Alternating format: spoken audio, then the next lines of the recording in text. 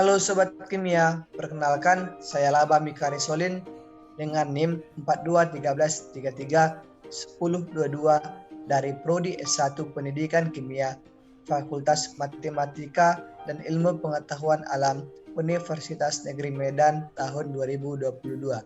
Di sini saya akan memenuhi tugas dari Kakak Asisten Laboratorium pada mata kuliah Praktikum Dasar-Dasar Ilmu Kimia oleh Kakak Khairun Nisa dan Kakak Masitah Salsabila.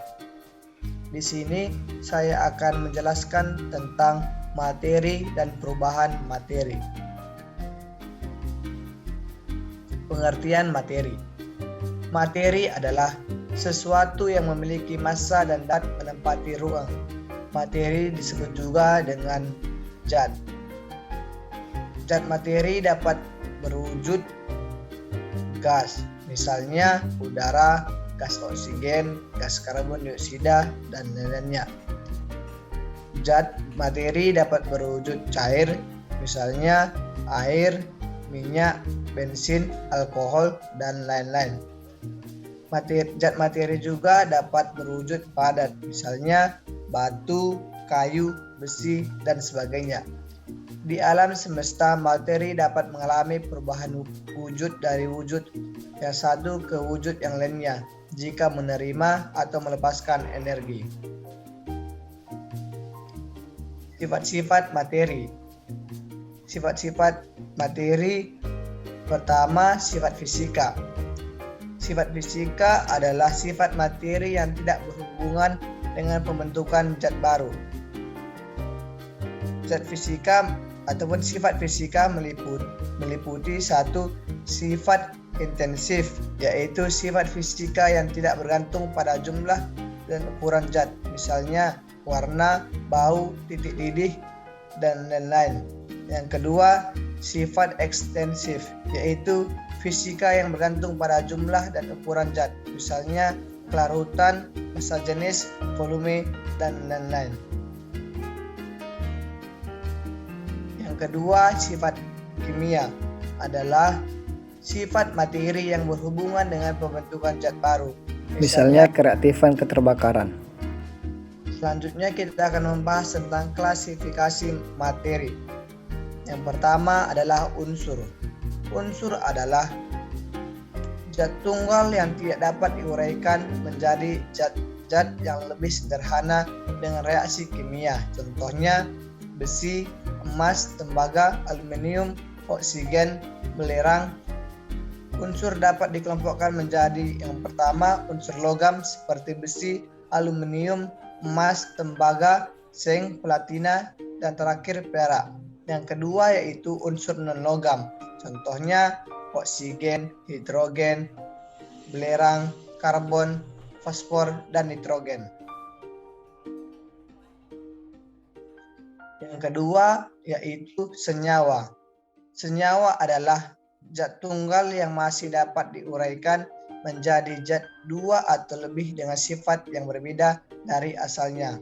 Senyawa yang kita kenal sehari-hari adalah air, garam dapur, gula, urea, kalsium karbonat atau kapur. Contoh penguraian senyawa menjadi zat-zat lain dengan cara kimia. 1. Air dengan rumus H2O, gula C6H12O6. 3. Garam dapur NaCl. Yang ketiga, campuran.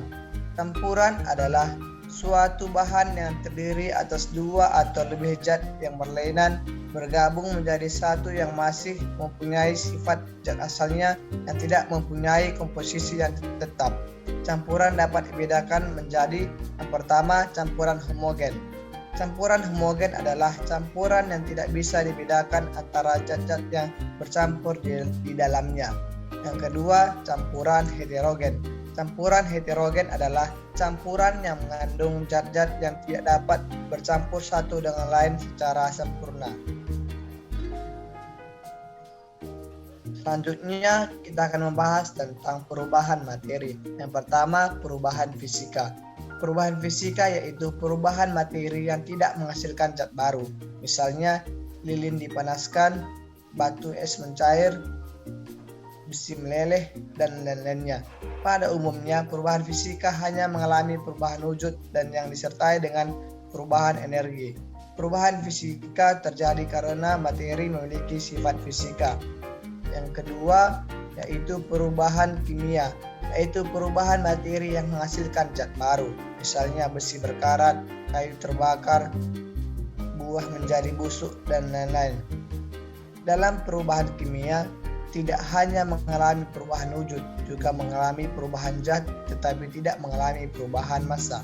Perubahan kimia terjadi karena materi mempunyai sifat-sifat kimia. Perubahan kimia disebut juga dengan reaksi kimia.